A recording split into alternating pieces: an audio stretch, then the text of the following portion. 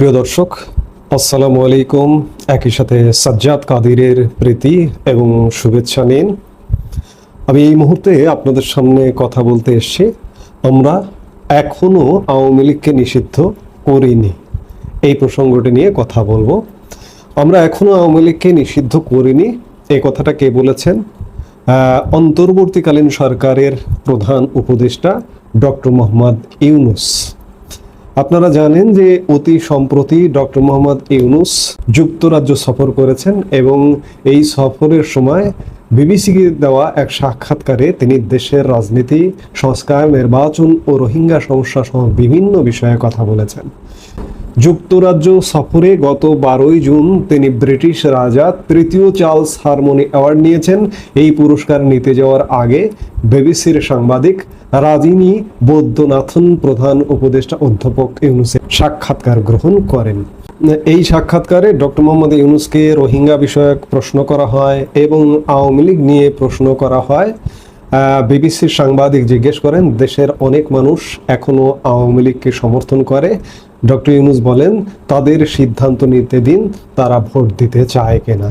BBC আবারও প্রশ্ন করেন, তারা আওয়ামী লীগের প্রার্থীকে ভোট দিতে পারবে না। ডক্টর ইউনূস বলেন, যতক্ষণ পর্যন্ত তারা ভোটার, তাদের ভোট দেওয়ার স্বাধীনতা আছে। বিবিসি আবারও প্রশ্ন করেন, কিন্তু আওয়ামী লীগের প্রার্থীকে নয়, যদি না আওয়ামী লীগকে অংশগ্রহণ করতে দেওয়া হয়। ডক্টর ইউনূস আবারও বলেন, আমরা এখনো আওয়ামী লীগকে নিষিদ্ধ করিনি। বিবিসি আবারও প্রশ্ন করেন যে তাহলে আপনি বলছেন তারা আগামী নির্বাচনে অংশ নিতে পারবে? ডক্টর ইউনূস বলেন, না, আগে একটা বিষয় পরিষ্কার করি, আওয়ামী লীগকে নিষিদ্ধ করা হয়নি, তাদের কার্যক্রম সাময়িকভাবে নিষিদ্ধ করা হয়েছে। বিবিসি বলেন, যার মধ্যে নির্বাচন অন্তর্ভুক্ত। ডক্টর ইউনূস বলেন, সাময়িকভাবে নির্বাচনে তারা থাকবে কিনা সেটা নির্বাচন কমিশনের সিদ্ধান্তের ওপর নির্ভর করছে। বিবিসি প্রশ্ন করে, তাহলে আগামী নির্বাচনের ব্যালটে তাদের থাকার সম্ভাবনা আছে? ডক্টর ইউনূস আবারও বলছি, এটা নির্বাচন কমিশনের সিদ্ধান্তের বিষয়। এই সাক্ষাৎকারে একটি জিনিস পরিষ্কার যে ডক্টর মোহাম্মদ ইউনূস এখনো পর্যন্ত দ্বিধান্বিত। এটি সত্য যে আওয়ামী লীগকে কিন্তু নিষিদ্ধ করা হয়নি, আওয়ামী লীগের কার্যক্রম নিষিদ্ধ করা হয়েছে, কিন্তু একটি এক্সিকিউটিভ অর্ডারের মাধ্যমে এটি করা হয়েছে এবং এই এক্সিকিউটিভ অর্ডার পাওয়ার সাথে সাথে নির্বাচন কমিশন আওয়ামী লীগের নিবন্ধন বাতিল বা স্থগিত করেছে।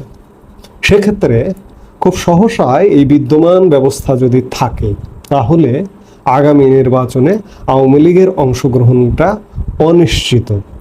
ডক্টর ইউনূস আসলে কি বলতে চাইছেন, কি করতে চাইছেন? তিনি কি চোর পুলিশ খেলতে চাইছেন? চোর পুলিশ যদি নাই খেলতে চাইবেন, তাহলে তিনি এক প্রকার এটিকে যদি বলেন যে হাত পা বেঁধে একজন মানুষকে একটা নদীতে বা একটা পুকুরে বা একটা সুইমিং পুলে ফেলে দিয়ে বলা হচ্ছে যে তুমি সাঁতার কাটো। আওয়ামী লীগের অবস্থাটা কিন্তু ঠিক তেমনটাই করা হয়েছে। কিন্তু ভাই, আওয়ামী লীগেরও এই ক্ষমতা কিন্তু আছে যে আপনি হাত পা বেঁধে নদীতে, পুকুরে, সুইমিং পুলে ফেলে বলবেন যে সাঁতার কাটো। আওয়ামী লীগ কিন্তু এই হাত পা বাঁধা খুলতে পারে, খুলবার মতো ক্ষমতা আছে এবং দেশের অবস্থা, দেশের পরিস্থিতি সেদিকেই যাচ্ছে। সেদিকে যাবার দরুন আওয়ামী লীগ কাউকে লাগবে না, আওয়ামী লীগ নিজেরাই তাদের হাত পা বাঁধা খুলে ফেলবে। সে দিন হয়তো আর খুব বেশি দূরে নয়, কাছাকাছি। কারণ ডক্টর মোহাম্মদ ইউনূসের অন্তর্বর্তীকালীন সরকার একের পর এক গর্ত করছে এবং এই গর্তে ডক্টর মোহাম্মদ ইউনূসের সরকারই পড়ে যাবে, আওয়ামী লীগ ঠিকই উঠে দাঁড়াবে।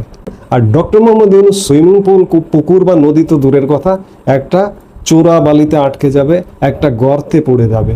কাজেই ডক্টর মোহাম্মদ ইউনূস বলছেন যে আওয়ামী লীগকে আমরা নিষিদ্ধ করিনি। ইটস ট্রু, আওয়ামী লীগকে নিষিদ্ধ করেননি, আওয়ামী লীগের কার্যক্রমকে নিষিদ্ধ করেছেন। আর এই কার্যক্রমকে নিষিদ্ধ করবার অস্ত্রটিকে নিয়ে নির্বাচন কমিশন আওয়ামী লীগের নিবন্ধন বাতিল করেছে। এই এক প্রকার চোর পুলিশ খেলার মতো অবস্থা। এই অবস্থা থাকবে না, এই অবস্থার অবসান ঘটবে। ডক্টর মোহাম্মদ ইউনূস মুখ দিয়ে যেটি উচ্চারণ করেছেন যে আমরা আওয়ামী লীগকে নিষিদ্ধ করিনি, আওয়ামী লীগকে আসলে নিষিদ্ধ করতে পারবেন না, নিষিদ্ধ করবার ক্ষমতা নেই। এই মুহূর্তে এই সরকারের আমলে যে ঘটনাগুলো ঘটছে, আসলে কি ঘটছে সরকার নিজেও হয়তো বলতে পারে না, তেমন ঘটনাই ঘটছে। এই ঘটনার অবসান হবে শীঘ্রই।